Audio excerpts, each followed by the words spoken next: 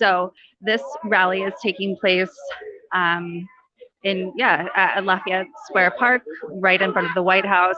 There are a ton of people here, so I'm going to be switching the camera around. I will mostly not be on camera. I'll show you the speeches that are going on, and there's a lot of artwork.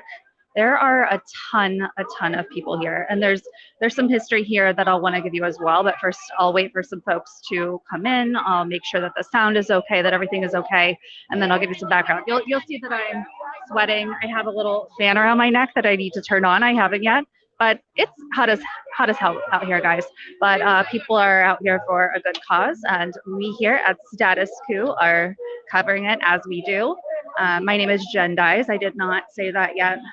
So thank you for tuning in. Smash the like button if you're watching us on YouTube. Share the stream wherever you are. And let me switch the camera around 1 second, my friends.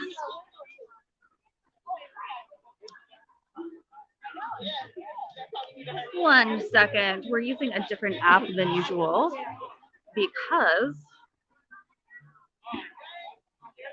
one of them wouldn't work earlier. The behind the scenes info you get by watching early on. All right. I see that this camera is partially covered up by its attachment. This device has a bunch of different cameras, so I'll switch it around and figure this out. 1 second. My deepest apologies. Yeah, as I said, using a different app to go live today because if you guys aren't aware, devastatingly, YouTube deleted my stream from yesterday at the Medicare for All March. Heartbroken. I had an interview with Marianne Williamson, and yeah, that's deleted. So I'm in talks with YouTube in hopes of restoring that at the moment. So while I show you what's going on, I'm gonna look at my other phone here and make sure that all is well with the stream, with the sound. 1 second, my friends. If you're just joining us, I'm here in DC in front of the White House at a rally for Cuba. Checking the chat here.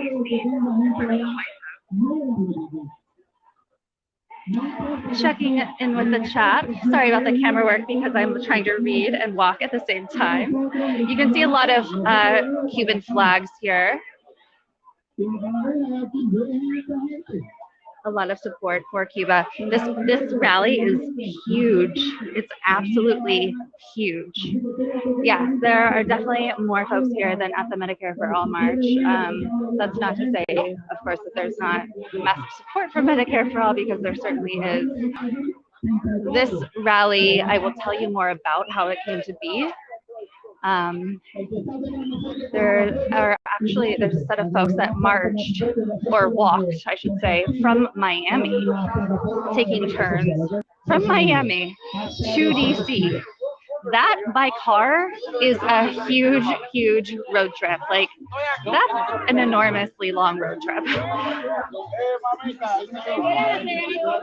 I believe it to be over 20 hours because in college I did a road trip with friends from Southern Maryland to Key West, and going through Miami. That took quite some time. So without stepping on artwork, I'm going to try to show you what's going on here. 1 second, guys. Gotta leap over some things and walk past some folks. So here's a really stunning display here. You can see Cuba's blood is on your hands. SOS, Cuban flag with blood on it.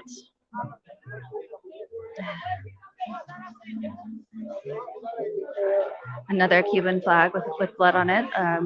Performance actors or artistic performance depicting what the United States sanctions and embargo is doing to Cubans right now. SOS, Freedom for Cuba. You can see that the Statue of Liberty here. Her mouth is sewn shut. Y le podemos hablar. La gente que tiene experiencia, que tiene canas, que ha vivido toda su vida ya. Young girl, and it's a really striking piece of art, really. Todo el que haya sido preso político, que haya tenido alguna experiencia en Cuba, comparte su anécdota para que la generación joven sepa lo que hay. So shirts saying "Free Cuba." Cuba's blood is on your hands. SOS. Right in front of the White House. Tomen su foto y por favor muévanse a los costados, por favor. No caminen sobre los carteles. Que hay mucha gente que pasó mucho tiempo haciéndolo. Gracias. I apologize, I don't speak Spanish, so I can't translate anything. A skill that I hope to have someday, a knowledge that I hope to have someday. Le voy a decir como dicen los policías para que circule, circule. Young kids here who are perhaps learning for the first time what's going on. Circule, mi gente. If you're on YouTube, smash the like button, share this stream. Waiting for some more folks to trickle in before I kind of dive into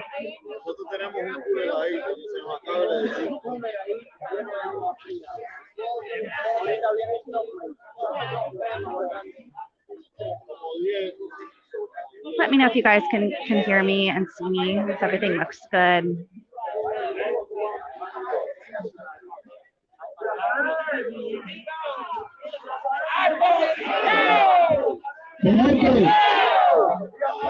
Hay una pregunta que me preguntan demasiado, que dónde están los baños. Los baños allá van hasta el final de la calle, a la derecha hay McDonald's, hay de toda una fila de restaurantes que dejan utilizar los baños. ¿Está bien? 1 second, folks. I'm trying to adjust my other camera here.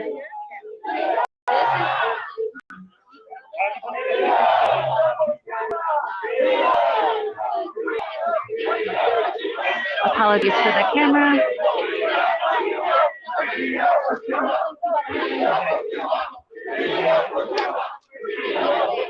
Apologies, guys. 1 second.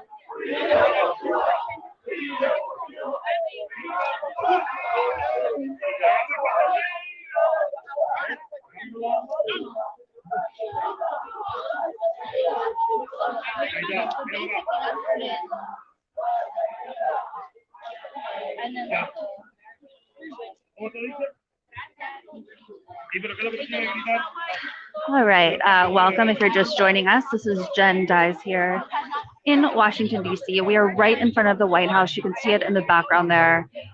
This right here is a piece of protest art, you could call it,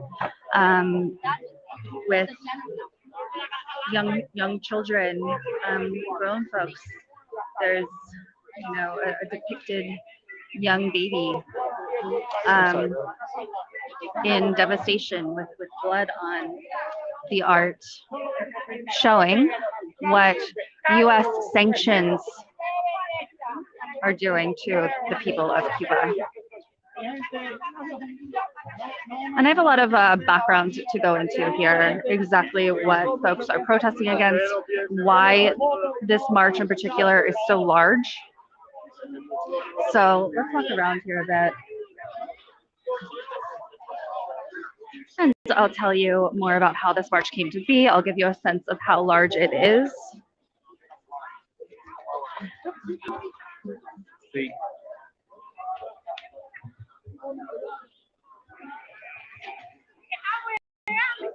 The area we're in, again, is right in front of the White House, Lafayette Square Park.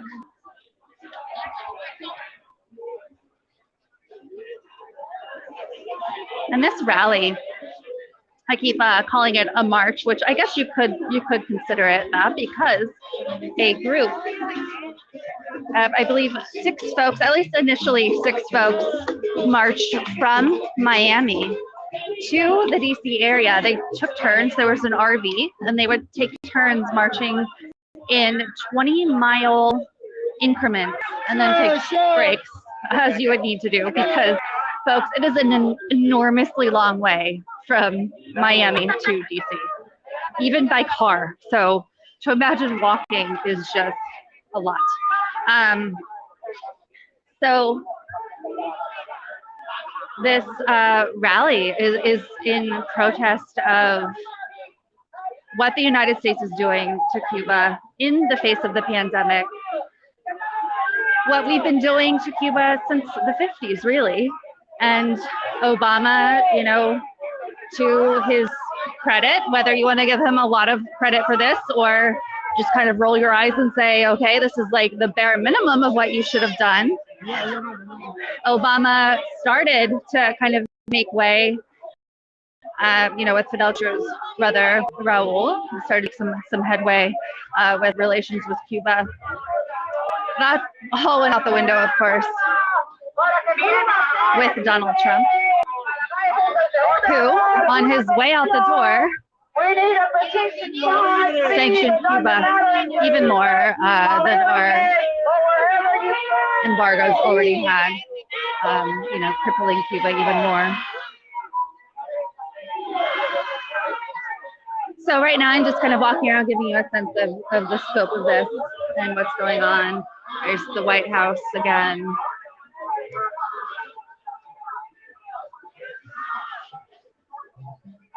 And President Joe Biden promised that he would fix what Donald Trump had done, that he would correct these errors, because what Donald Trump did was no small thing.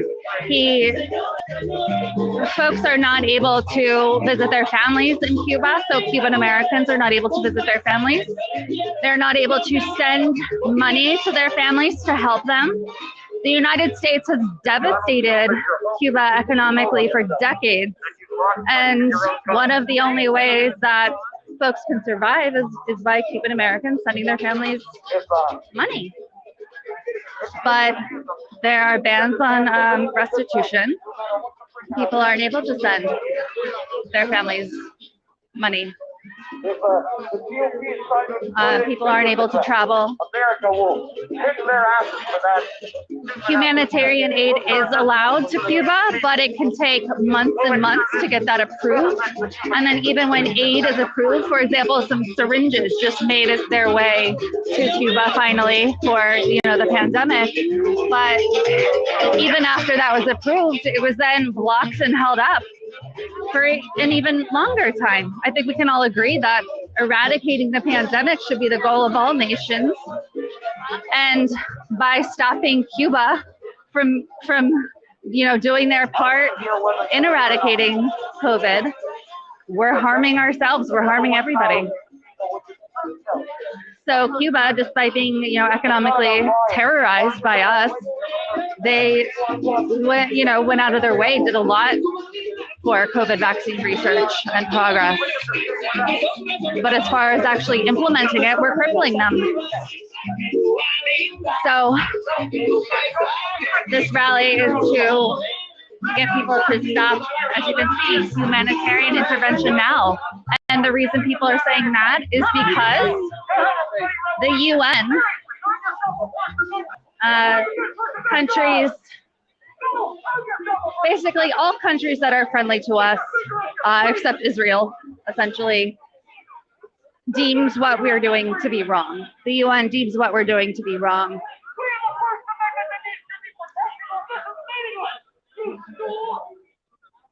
So that's the kind of the background here. Do you want to talk about why you're here? So I'm live right now. We're called Status Quo. We're independent media. My name is Jen. If you want to give folks your name, do that. If not, no worries. Tell people why you're here. Well, my name is Roberto Quiñones. I'm here to let this administration know that we, the Cuban people, all these people that you see here, we are asking for an end of the Cuban dictatorship.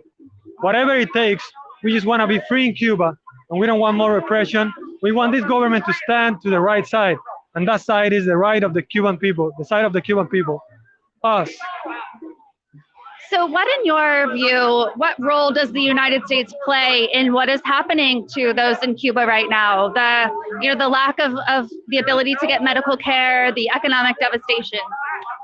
All of that is explained by the Cuban regime. When you have a communist dictatorship, that's what you get.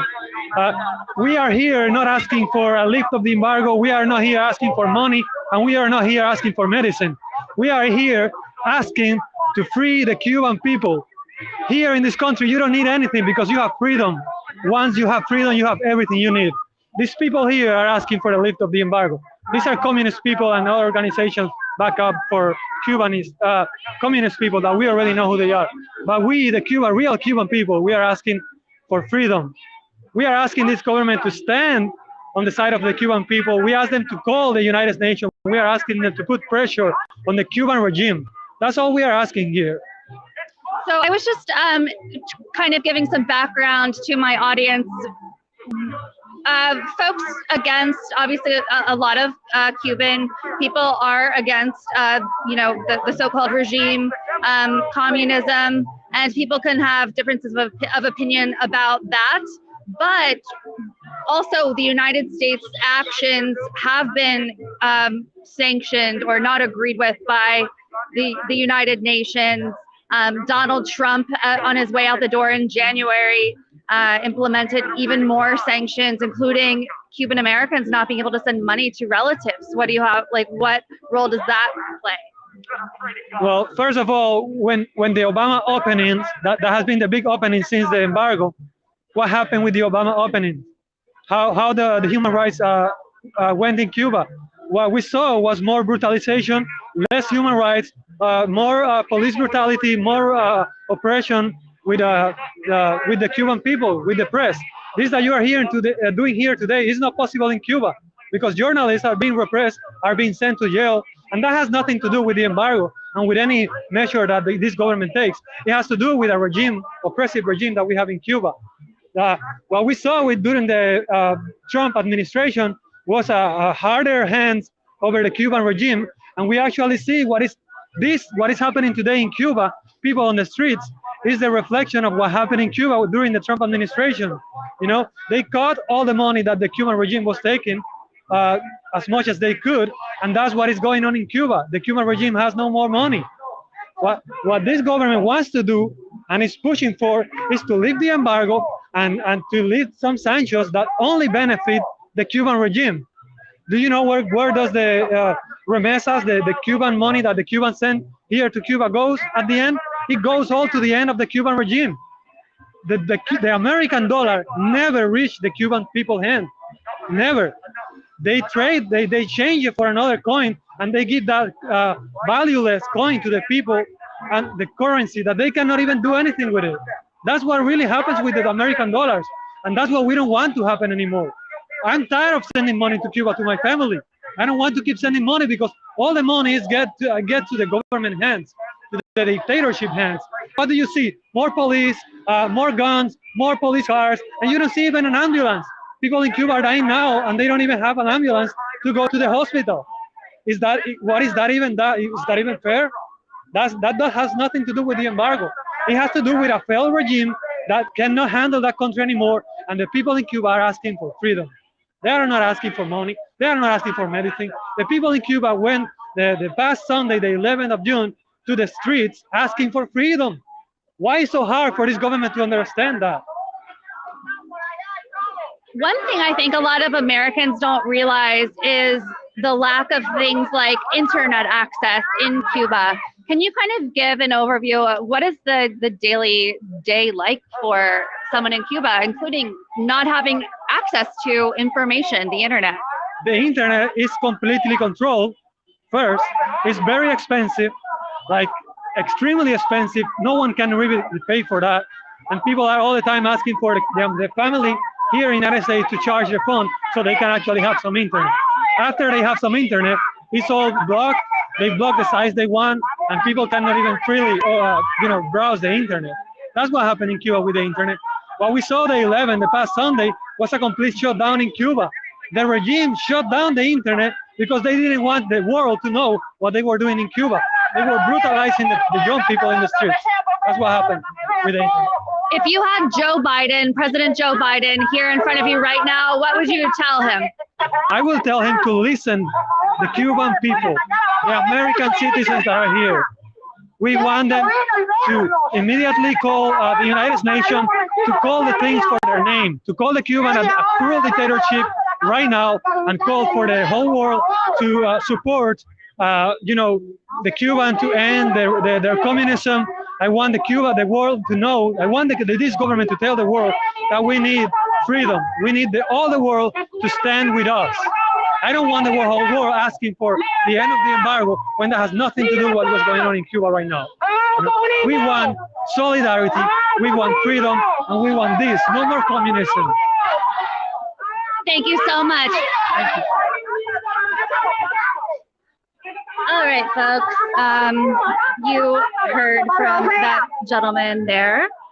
I always, obviously, especially someone's lived experience,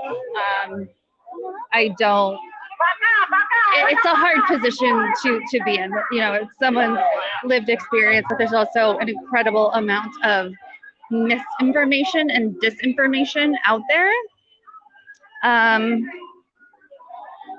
Including, this says, keep the embargo. And this one, Biden, we need intervention, and SOS Cuba. Hi. So can I interview you, ask you a couple questions? Sure, where are you from? Status Quo, we're an independent outlet. And we're live right now? Sure, right. Okay.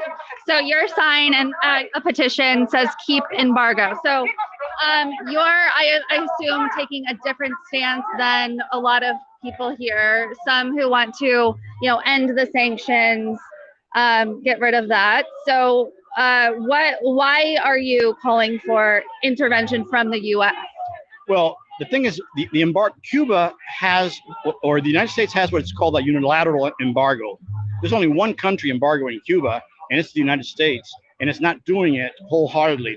There are provisions that they could still use, like the Magnitsky Act, to sanction individual Cuban leaders that abuse their people. What I'm trying to say, I guess, is that the plight of the Cuban people has very, very little, almost nothing to do with the embargo, and everything to do with the inefficiency of communism and the failure of communism. Cuba used to be an agrarian society that exported food to the world. Now Cuba is a net importer of food. Everything, I remember when I was growing up in Cuba, the sugarcane production was 8 million tons a year. It's down to 2 million tons. So the country's doubled in size, doubled in population, and the production of almost every measurable index has fallen by 50%. So that people are dealing with tremendous shortages, as you always do when you have a socialist regime. So that's the reason we're trying to support our brothers and sisters in Cuba, so that the Diaz-Canel regime will finally fall. That's the reason we're here. So I think what a lot of people here who I've spoken to would say in response to that is, how can any government help its citizens if a power like the United States is crippling its ability to, import medications or have family members, Cuban Americans, send family in Cuba money that is crippled. A syringe delivery was hindered by, But Cuba has economic relations with probably 100 different countries. The fact that the United States says no, and it's only the U.S. that's essentially carrying out a unilateral embargo, is not going to work unilaterally.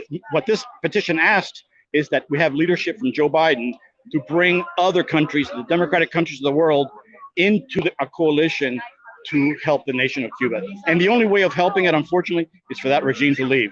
Communism cannot be modified. It needs to be defeated. That's where we are.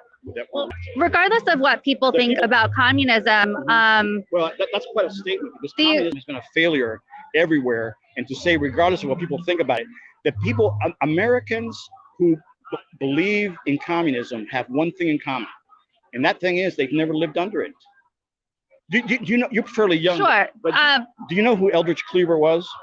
Right. So let me, before we get off, you can go on that whatever direction you want to, but I just want to say, aside from you know, no matter what people think about the economics of what's happening, the government under communism, Joe Biden, our country, what we're doing has been denounced by every other democratic country and by other countries in the UN, basically everybody but Israel. So why would that be so denounced if it were? The United Nations, you know, is a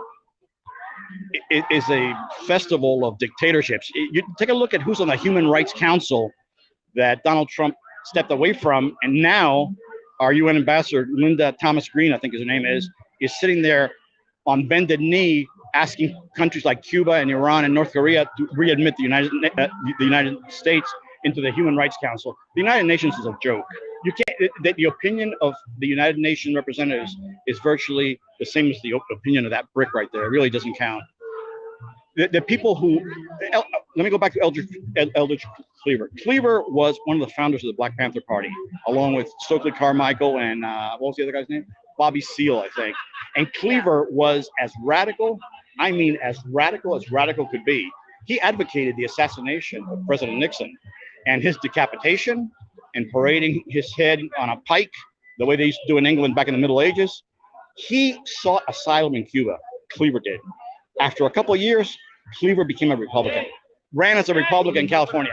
So the moral of that story is, it's great to have the theories, but when you go live under the reality, that's the end of it. That's the end of the utopia, of the utopian dreams. It always turns into a nightmare of dictatorship.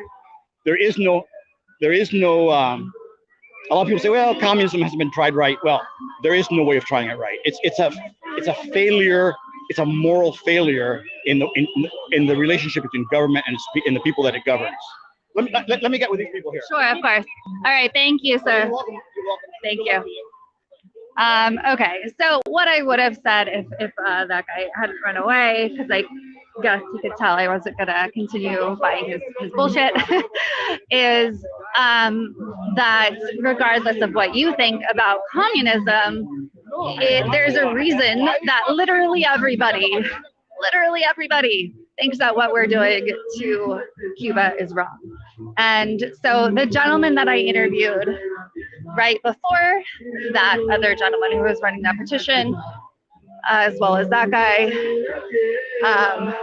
they have a different view than these folks. And these folks over here are the Let Cuba Live folks, the End the US Embargo Against Cuba Now folks, and they will have the alternate view that I was talking about.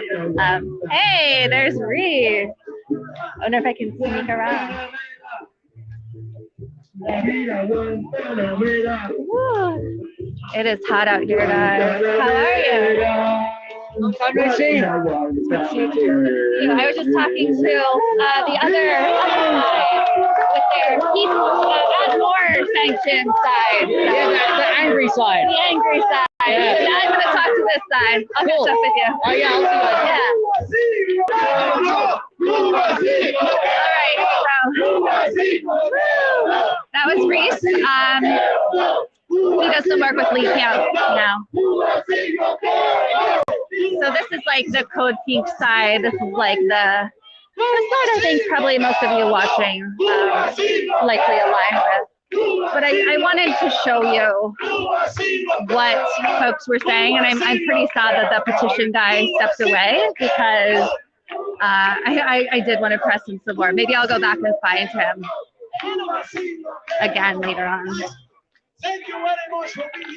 So I'm gonna let you guys listen to some of these speakers here. I think they're gonna start speaking. No quiero decir algo. Voy a citar, no cantado, sino hablado, al más grande de todos los cubanos, a José Martí. Y él decía, en una de sus estrofas, en una de sus versos, Cultivo una rosa Sorry, blanca if I can. en julio como en enero para el amigo sincero que me da su mano franca y para el cruel que me arranca el corazón con que vivo. Cardos, 1 second, guys. I'll adjust the mic or the Un monopod. abrazo, rosa blanca para el cruel que me arranca. Caballero, quiero, viva, viva la familia cubana, viva los puentes de amor. ¡Viva!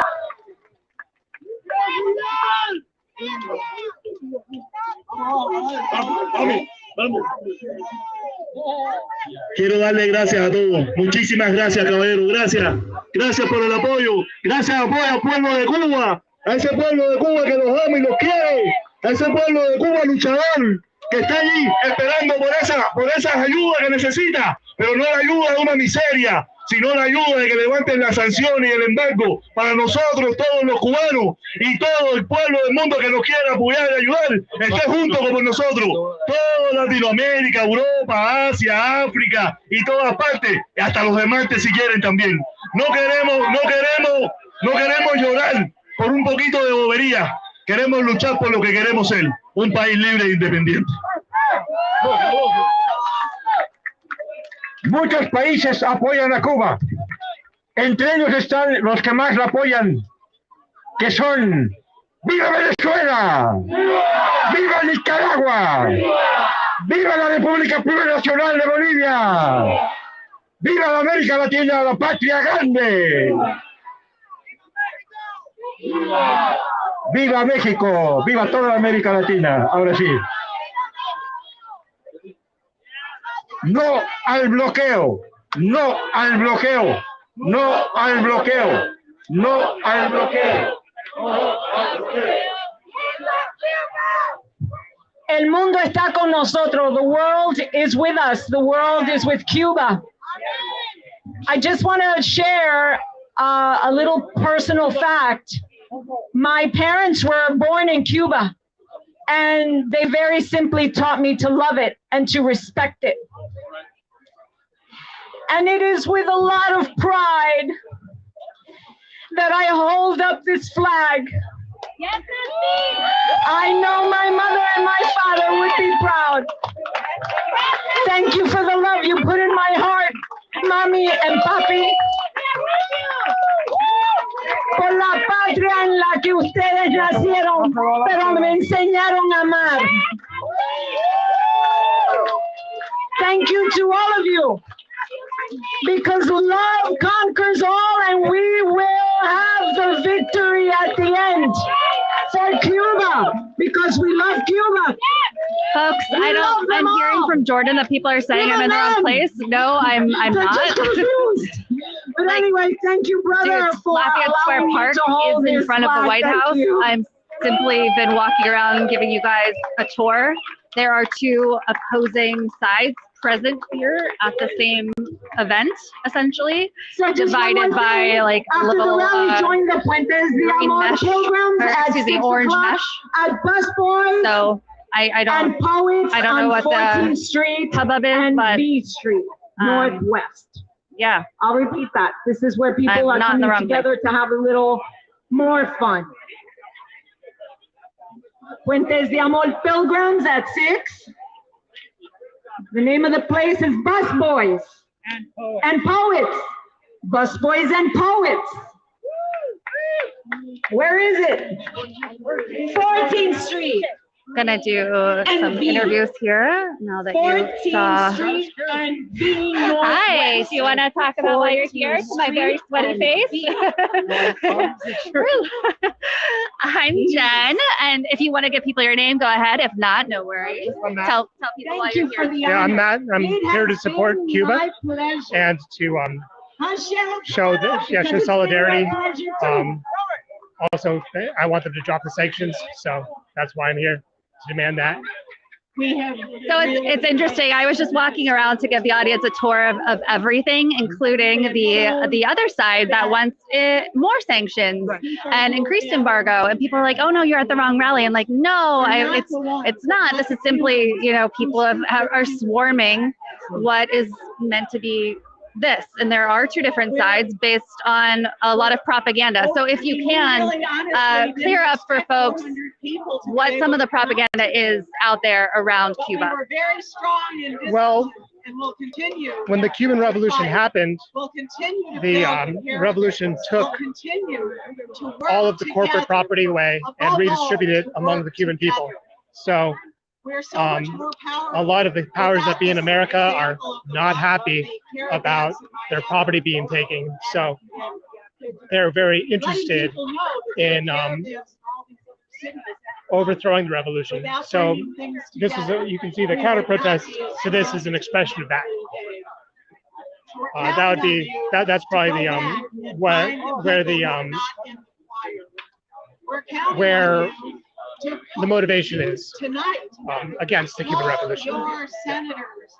So bringing it back to what happened in January, we know that on his way out the door, Donald Trump added additional sanctions, which is crippling Cuba's ability to respond to the pandemic. Cuban Americans are not able to send finances to their families in Cuba. What do people who maybe aren't aware of what is going on, what do they need to know about that?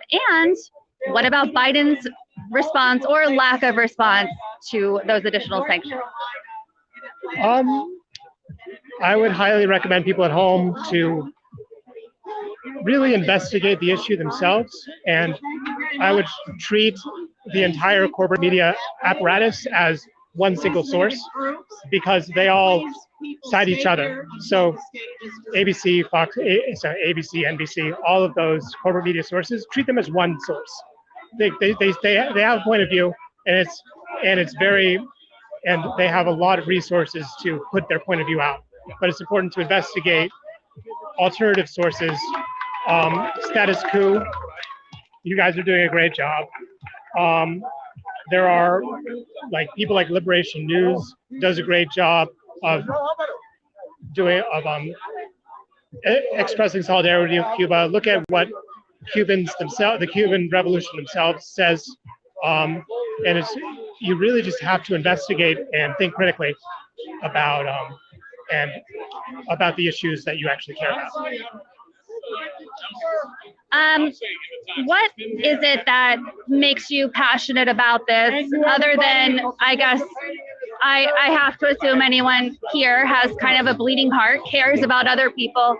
What is it in particular that draws you to fighting for Cuba?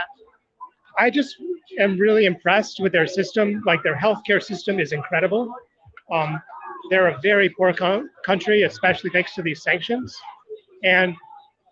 But yet they're still able to give people better care, especially the poor people in Cuba, much better health care than we get in America.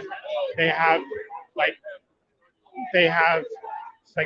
cured lung cancer, or a certain form of lung cancer, excellent prenatal care, and so I would like a similar healthcare system in the United States. So it's actually somewhat selfish, which is, like, if they can do it with such little resources, we can do something similar here and have much better care for people here. So it's pretty selfish, honestly. Well, and I think a lot of people don't realize that even under such devastating economic conditions, Cuba was able to make a lot of progress with development of vaccines, and they did a hell of a lot with very little. And so our country is continuously, since the 50s, painted them as these dumb people who we should have nothing to do with. But clearly, I think in a lot of people's estimation, they have a lot to offer, the folks of Cuba. Well, yeah, again, the Cuban Revolution took away the property of the corporate elites in America. So they have a vested interest in painting them with the blackest brush they can find.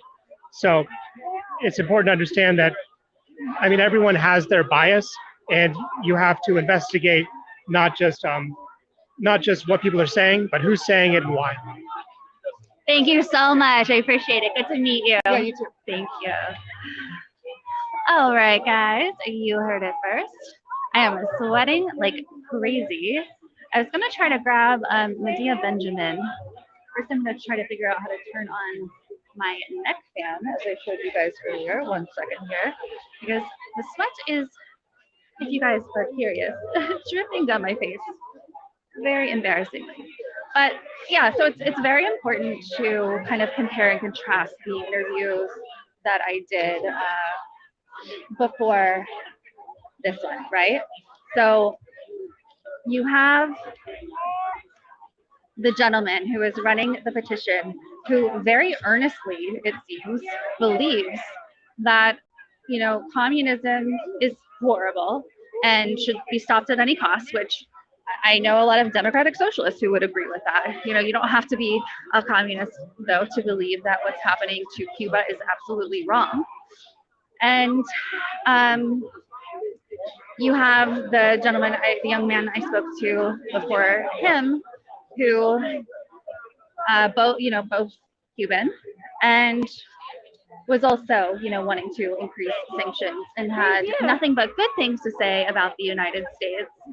And so back when I showed you that art installation, there were people over there who were both pro and anti-US intervention as well. So this side, I'm going to see what this flag is here.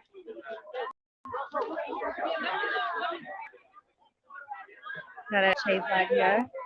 All right, let's see. I don't see Medea Benjamin anymore. There's going to be an event later on today at Busboys and Poets. So I'm going to be going live from there as well. I'm going to see if anyone in this group wants to chat. Hi. Do any of you want to talk about why you're here today? Eva, I'm Jen, independent.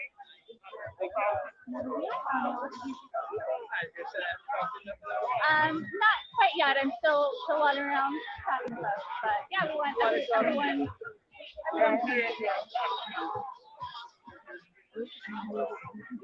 All right.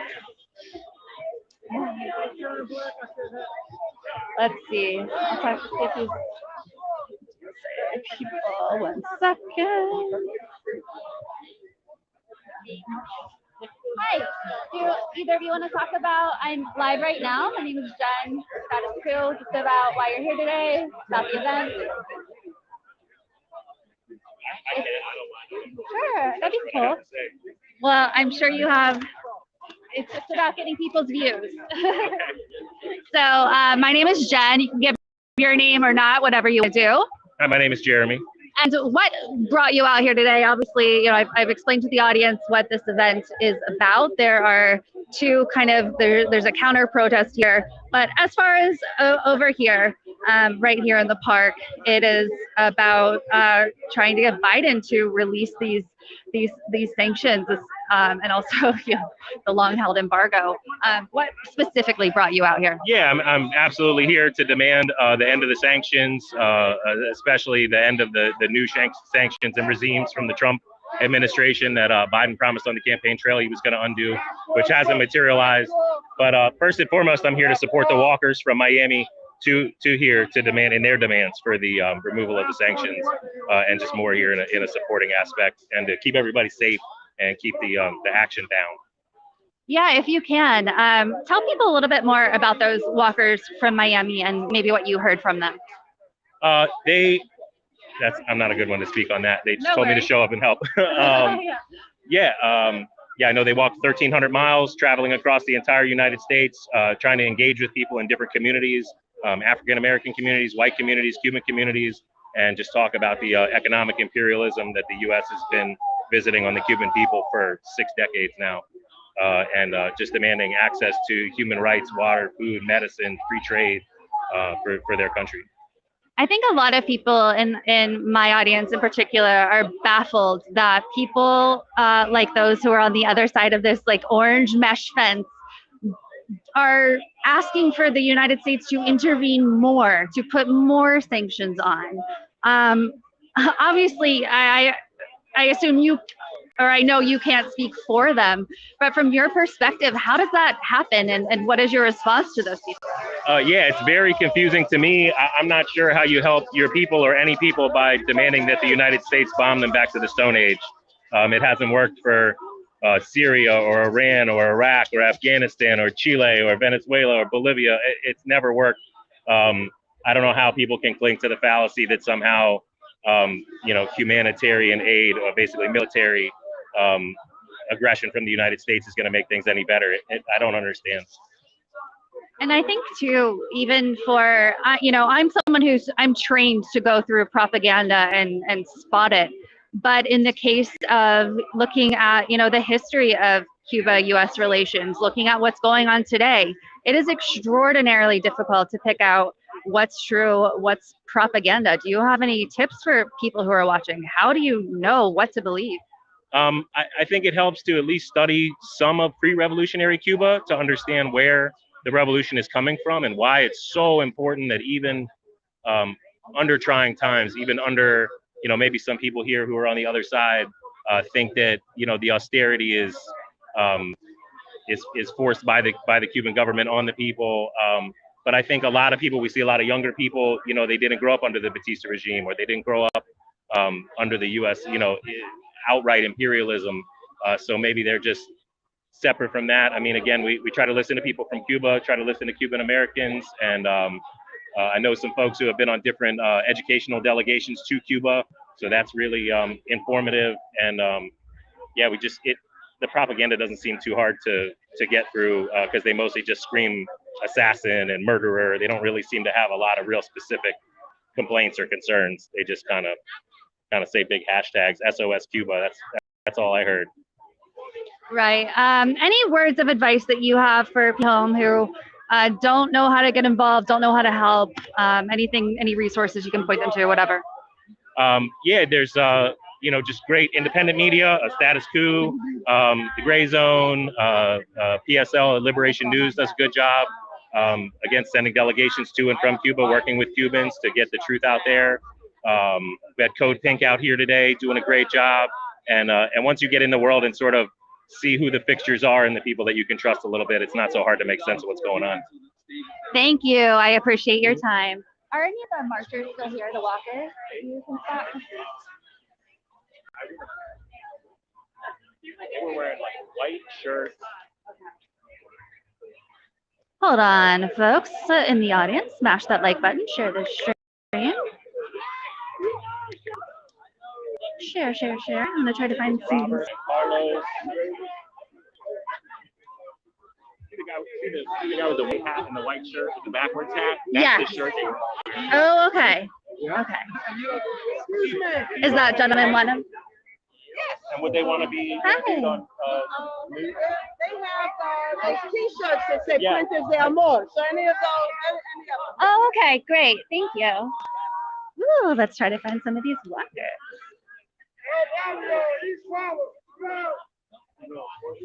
1 second, audience. 1 second.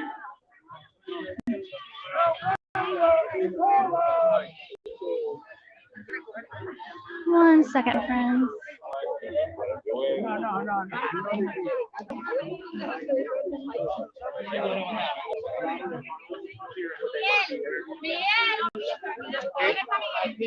Or anybody? They'll be at Buffalo. Okay, cool.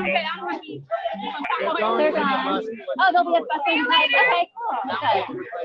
Awesome. I'm Jen. Status Quo. We're independent. Do you want to be interviewed? We just talk to regular people around the country, and yeah, we're completely independent. I mean, I was totally involved in organizing. No, that's awesome. Thank you. I appreciate you. Also, organizers count as regular people. Thank you, though. Maybe I'll catch you at Best Boys and Poets. Thank you. All right, folks. I did see Medea again. The walkers are going to be at Best Boys and Poets. So it looks like this crowd is actually kind of breaking up early. Oh, this guy is a veteran for Truth Guy. Can I interview you quickly? Jen from Status Quo. Jen from Status Quo, and go ahead and give your name if you want and your organization. Sure. David Barrows. This B is the boy, ARROWS, and I'm with Code Pink. Good to see you. We love Code Pink. Let me get your sign in here so people can see it. The U.S. brings death, not democracy. Sanctions, invasions, assassinations, blockades for decades. So, and I've asked this of others that I'm going to call on this side. Before I came over here, I purposefully on my live stream interviewed people on the so-called other side, the ones who want additional U.S. intervention. Yeah. And I'm honest about my views as a journalist. I can't wrap my mind around it at all. How does that happen? How do people get to a place where even those who are from Cuba, that they are calling for the United States to intervene militarily and with sanctions? Well, this is a very divided country to start with. It's very fractured. And a lot of the people here are from Florida, and they grew up in a very closed community of people descended from or related to the people who fled Cuba, who are in with a right-wing government, or who are property, who are scared of losing their property or whatever. So they grew up in that environment, and then the conservative, the South is conservative and has this whole hang up about socialism. A lot of the country did. Definitely in that generation, but they're like in a time warp. So they're in that environment, and then you keep hearing stuff about, we're always fighting for freedom. The United States, our troops are fighting for freedom and democracy, and of course that's all baloney. So they're growing up in a very closed world. So they all unite, they're all, they can speak the same language, they have the same background, then they can unite with the people who fled Venezuela. So they're living in a very controlled, in a way, environment where the message is the same. And there's nobody to challenge it, to speak of, except for us, I guess, today. And then they're getting played by the Republican Party, and probably Biden's playing with them too. So, it's hard to get to enlighten them. We ran across them at the Venezuelan embassy a year and a half. I can't remember when it was. It was over a year ago. That standoff, the U.S. had the nerve to appoint a total imposter as a president of Venezuela and then seize its embassy, except for the embassy protectors, a lot of whom were from Code Pink. So there was a big standoff there, and they were very nasty to us. We were defending the embassy defenders outside, and they would use strobe lights and large sounds and kind of brutish. And so I have a friend that one of them went after on a scooter. Two people I know, they went after a scooter today, kind of harassing them and threatening to run them down. So these people are not necessarily peaceful that are over there at the White House. Code Pink had to clear their installations out yesterday. Get the park police to take their installations out in this area that was promised to Code Pink. And apparently they didn't want to do it at first. So they were made to do it. And right now, one of their trucks is parked in a no parking zone, and nobody's bothered to ticket them. So they're being treated as if they're on the right side by the establishment when they're not. They're being humored, and their delusions being pampered.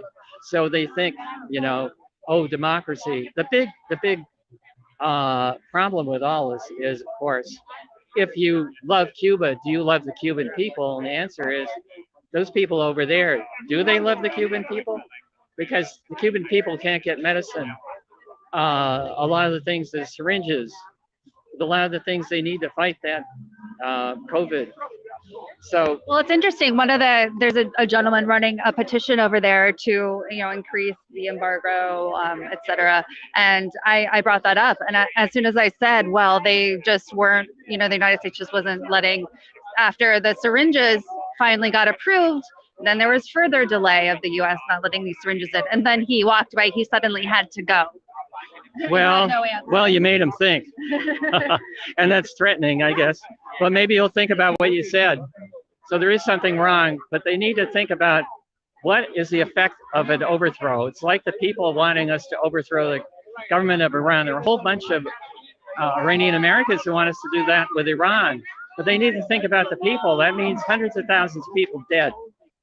You know, that's why it was really serious when they were thinking about invading Venezuela, which they were thinking under John Bolton and, you know, whatever his name was, the apologist for the Contras.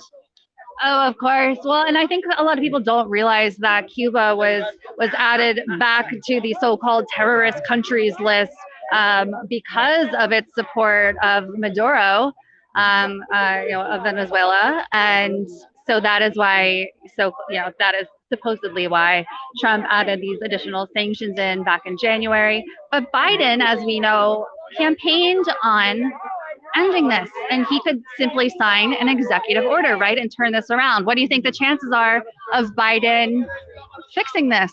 Well, I don't think he's stupid enough to invade Cuba, but the man is not. I don't think he's that smart, because he went along with the invasion of Iraq. He couldn't see through, you know, the Taliban offered to send bin Laden over to us to avoid an invasion. I mean, all those wars were useless wars with lots of death and destruction for everybody. So I don't think he's all that smart, but hopefully he's smart enough to know that an invasion of Cuba would be extremely stupid. But he's making a mistake with flirting with these people. He's flirting with disaster. That's what I think. What can be done for people who are sitting at home and aren't sure how to help, or if there's a role that they can play? Where can they go? What can they do? Contact Code Pink or contact some of these organizations. And I think that people need to get in the street and put an answer to this, that not all Americans are behind this garbage, that Americans can see through this. And we're sick of these wars. No decent American war for over 70 years. Totally ridiculous waste of money and lives.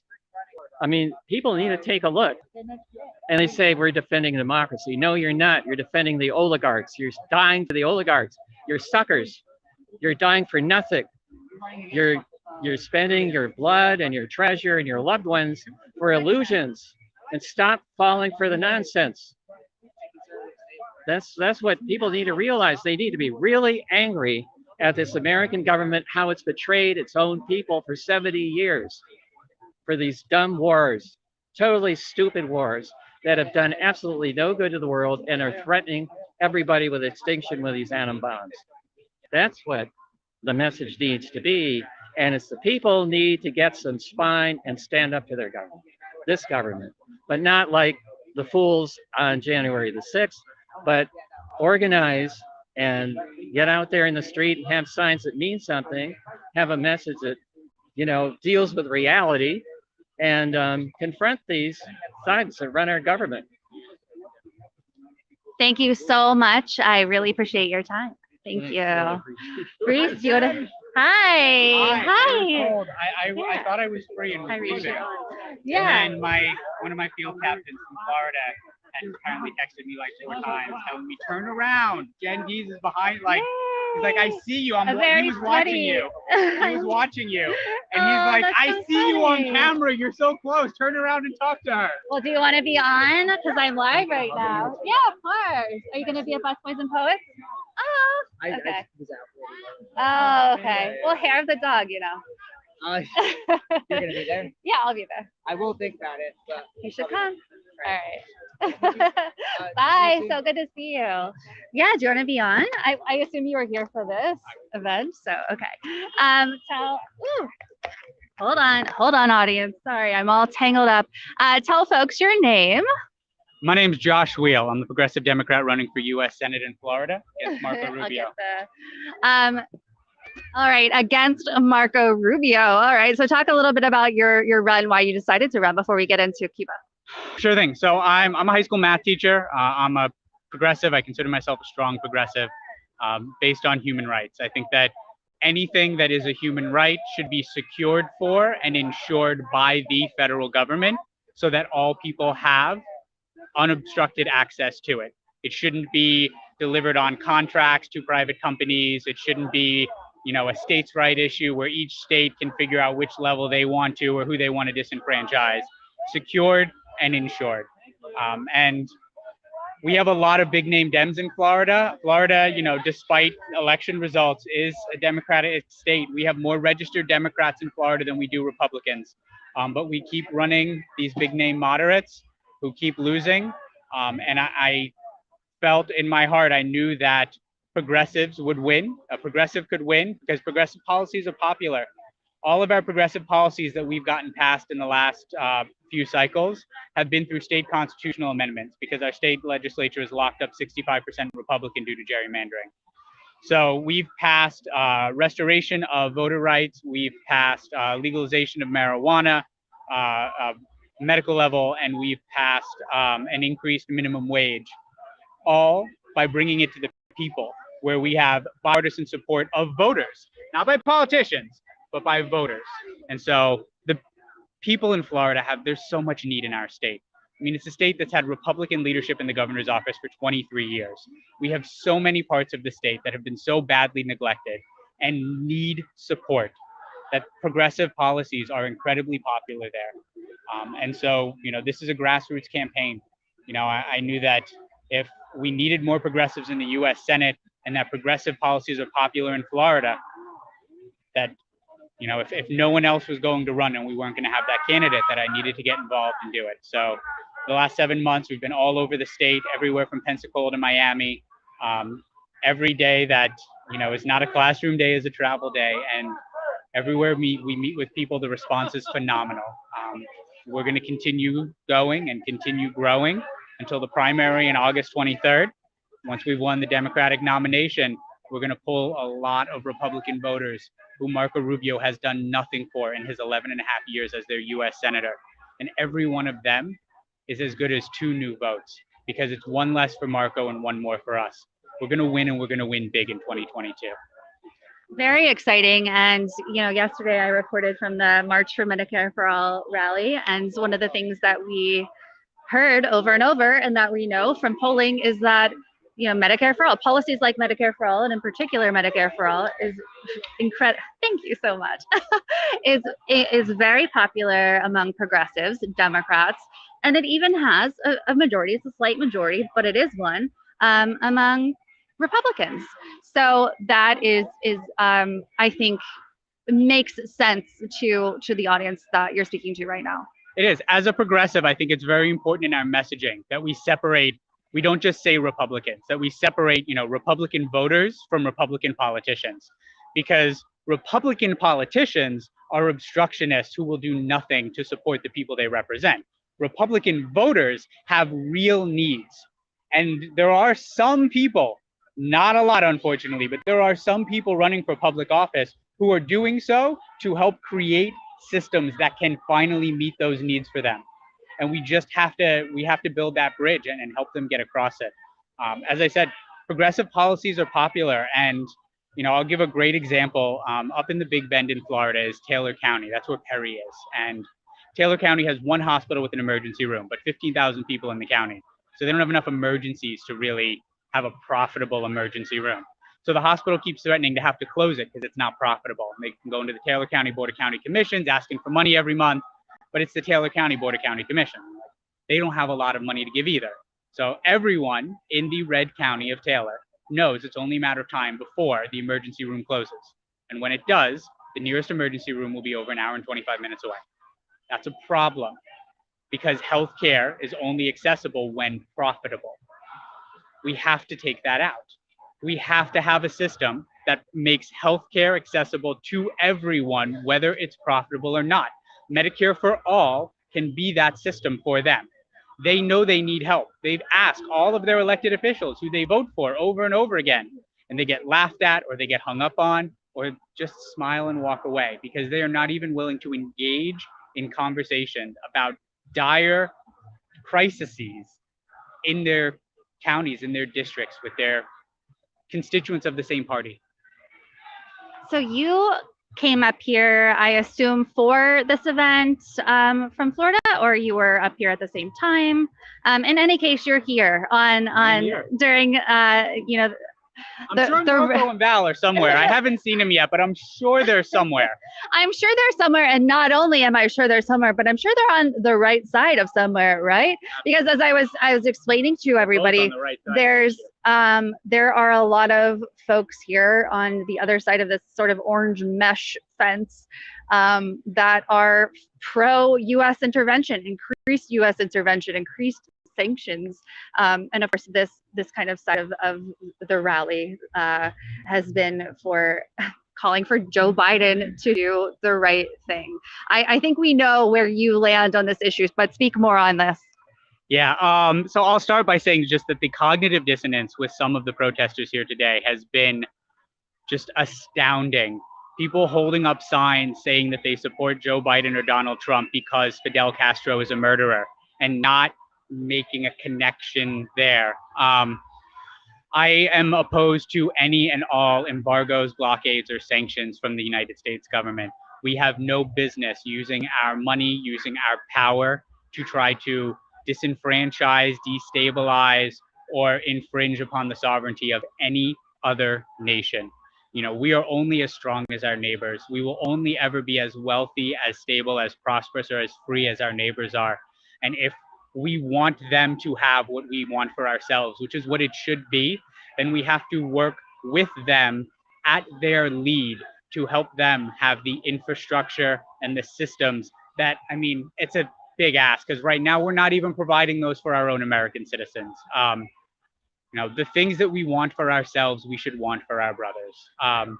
And I just don't understand some of the people who are here who want to see a military intervention in Cuba, because I would not want for anyone a United States military intervention on their country. I have seen what that looks like, and it is absolutely horrifying.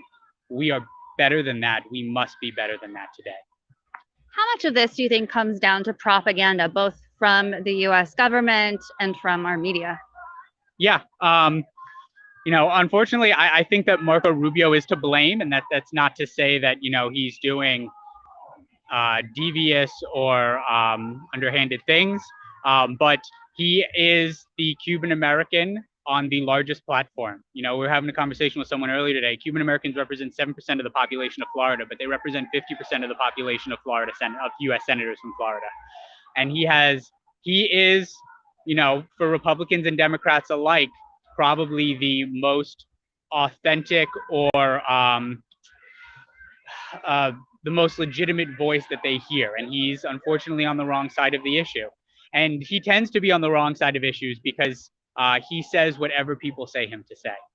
His FEC reports will line up pretty well. If you ever want to go onto fec.gov and pull up his campaign reports, you can find out exactly who paid for everything he says. He does say good things sometimes. He's actually written a lot of really great legislature. Unfortunately, if someone isn't paying him to write that legislature, what we see is, you know, he's in the top 10% of U.S. senators who write legislature and introduce it to Congress, but he'll unceremoniously read it into record at the end, and, you know, it'll either not make it to committee or die in committee because it comes in with no support and no co-sponsors. Or now he's got Rick Scott, who does like the roommate thing, like put my name on that card as like the co-sponsor for some of his stuff. But that's it. And so, you know, he's written some great legislation that would solve a lot of people's problems in Florida, and just read it into record and walked away from it without any intention to actually push for it to help people. And those are the ones that are on the House. If you look at anything that comes in with co-sponsors or support, anything he's lobbied or pushed for, it's because he got paid to do so. And unfortunately, that's the issue here. So what do people need to know, both in your the district you're running in and across the country and in Cuba? Well, I'm running statewide in the state of Florida because I'm running against Marco Rubio. So I think one of the big things. Sorry, yes, apologies for that. A little brain fog. Right? Cuba is a dictator, right? Of course. That's what you're saying, right? Of course. Yeah, and you know what? From the year 2017 through 2020, the United States was run by a dictator as well. And, you know, even if I'm sure other countries considered it, we didn't need military intervention. So in terms of statewide, the Democratic primary is August 23rd, 2022. There is a big name moderate who is the money leader right now in the race. But They are following the political playbook that most big name moderates do in the state of Florida, which is, I mean, pretty beatable. People ask me if I'm afraid of that. Don't they look unbeatable? And I say no, because the big name Democrats lose in our state over and over and over again. They tend to only visit the 7 largest counties and spend the rest of the time just on the phones trying to get money. I said that I'm a teacher. Anytime I'm not in the classroom is a travel day. I'm here today because people from Miami asked me to come for this and for a similar event that'll be in this park tomorrow. So I go where I'm asked. If I haven't already agreed to be somewhere else, I go where I'm asked. It doesn't matter if you're from Miami or if you're from Taylor County.